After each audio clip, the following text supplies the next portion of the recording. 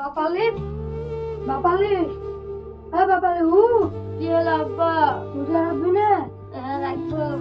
সেদিকে আর সময় তো আর একটু আজান দিয়ে আব্বা উঠে টাইম নাই না মৌলভী সাহেব খেতে বলে উঠছি আব্বা বেশি টাইম নাই উঠ দাঁড়া আমি খাবার নিয়ে আসি লে সেদি খাইলে আব্বা তুমি খাবা না?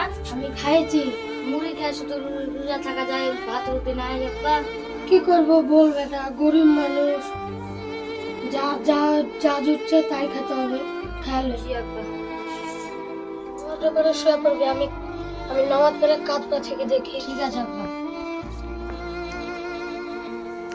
নামাজ যত পড়লাম দেখে কাজ পাই কি বেটার লেগে ফলমূল নিয়ে যেতে হবে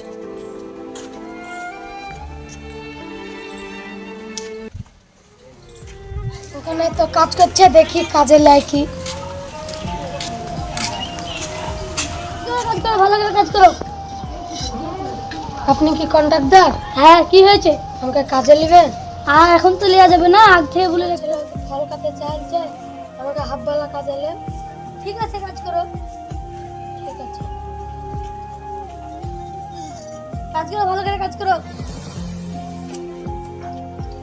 ভালো করে কাজ করো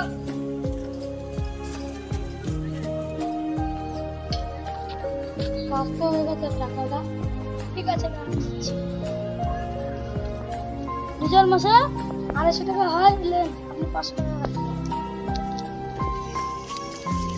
দেখি আমার উপকার করলেন আমার বেটাটাকে ফল কিনে খেতে বললেন ঠিক আছে মানুষ ঠিক আছে যান ফল নেবেন গো ফল আপেল আছে বেদানা আছে তরমুজ আছে ফল নেবেন গো ফল তাজমুল ফলগুলো আজ ফেলাম না জীবালি এই রোদ লেখি ছাড়া করুন রোদে বেটা দেবে চল না দাঁড়াও তোমার কি ফল আছে কি নেবেন সব আছে আমাকে 1 কেজি তরমুজ দাও এত টাকা পেলাম ওই ফলটা কিনি দেখি ফল কত করে কাটা না গোটা গোটা লিবো গোটার 500 টাকা হ্যাঁ দেন এটা তুই ধর আমারও তো তরমুজ লাগতো চাচা তরমুজ তো নাই আপনি আজ কম দেন না এই ভিখারি বাচ্চা আমার দিয়েছিল দে ছেড়ে দাও তুমি সাথে যান আচ্ছা তুমি তরমুজ তো পেলাম না তাহলে আপেল নিয়ে আপেল কত করে আপেল আছে 100 টাকা কেজি 1 কেজি দেন আপেল আর 500 দেন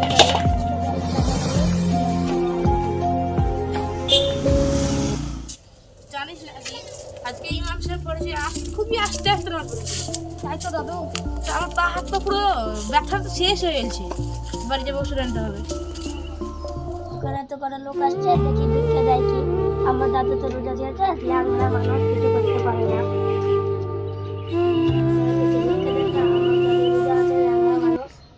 শুরু হতে না হতে ভিখারি চলে এসেছিল ভিখারি হচ্ছে সর আমার সামনে থেকে ভিখারি দিতে আমার জায়গার সব বিক্রি হয়ে যাবে মুরল সাহেব দাঁড়ান কি বলে ছেলেটাকে ধাক্কা মেরে ফেলে দিলেন কেন?